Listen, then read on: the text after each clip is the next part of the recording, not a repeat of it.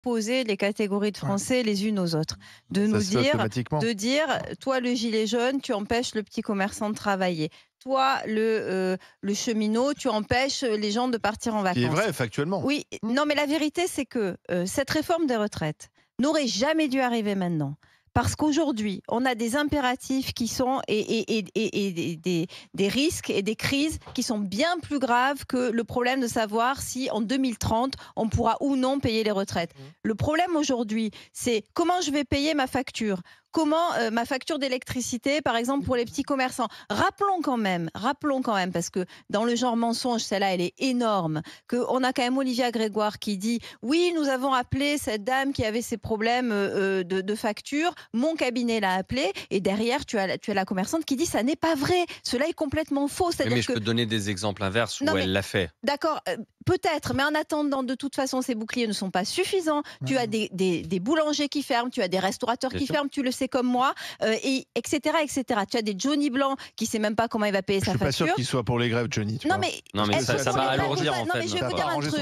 Être pour les grèves ou pas, si on était tous dehors, le même jour, en même temps, je peux te dire que là, les choses seraient différentes. Parce que le problème, c'est qu'on s'est divisé, qu'on se regarde en chien de faïence en disant Marianne, je suis toi d'accord avec avec toi, ton régime, mais toi machin, etc. Le problème, c'est que mais la vérité, elle est là. Ne vont pas aller manifester derrière Philippe Martinez de la CGT ou Jean-Luc Mélenchon de la France Insoumise. Oui, mais tu peux rester chez toi. Je pense qu'il y a ça ne aussi. Travaille pas, mais il y a ça comme un problème parce que Jean-Luc Mélenchon il préconise la retraite à 60 ans. Il y a beaucoup de gens qui disent qu'il ne faut pas faire 64, mais 60 ans c'est irréaliste aussi. Donc, non, mais c'est même pas un problème de retraite aujourd'hui. Moi, je veux qu'on aille dehors, pas pour la retraite. Ceux qui appellent à manifester sont parfois aussi peu crédibles que ceux qui proposent cette réforme. Et je termine. L'unité syndicale, c'est vrai qu'elle est inédite.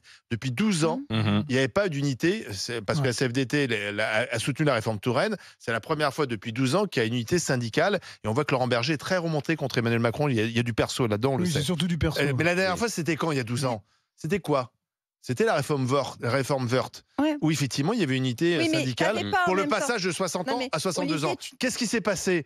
Il y a eu des manifestations monstres, des millions de gens dans la rue, et la réforme est passée. Donc on avait à l'époque bloqué le pays. Oui, mais tu n'avais pas. On avait bloqué le pays, la croissance avait pris un petit coup dans l'aile, et la réforme était passée. Olivier, là, le problème c'est l'inflation, le prix de l'énergie, etc. Hier, moi j'avais une mère et sa fille de 20 ans dans mon bureau, et en fait elles m'ont dit, vous savez, nous à partir du 15 du mois, on n'a plus rien. C'est-à-dire une fois qu'on a payé le loyer. Tu as raison. Mais non, mais c'est ça le sujet.